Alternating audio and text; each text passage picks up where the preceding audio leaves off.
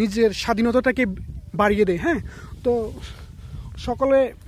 সকলে যদি এই ইঞ্জিনিয়ারের মতো বসে না থেকে, যারা ইঞ্জিনিয়ারিং করছেন, আমরা যারা স্টাডি করছি, লেখাপড়া করছি, স্ট্রাগল করতেছি লাইফে, সবাই মিলে আমরা যদি এভাবে কৃষির সাথে সম্পর্কিত হই বা কোনো না কোনো কাজের সাথে সম্পর্কিত হই, তাহলে আমরা দেশের জন্য কিছু করতে পারবো এবং দেশকে খাদ্যে স্বয়ংসম্পূর্ণ করতে পারবো। তো দেখতে পাচ্ছি আমরা জাহাঙ্গীর সে পলিটেকনিক্যাল থেকে ডিপ্লোমা ইঞ্জিনিয়ারিং করছে।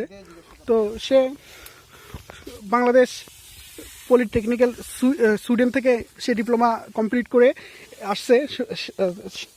সে অনেক চেষ্টা করছে চাকরির জন্য, কিন্তু সে চাকরি না পেয়ে সর্বশেষ তার বাবার সাথে কৃষিকাজে সম্পর্কিত হয়েছে এবং কি সে ডিজিটাল পদ্ধতিতে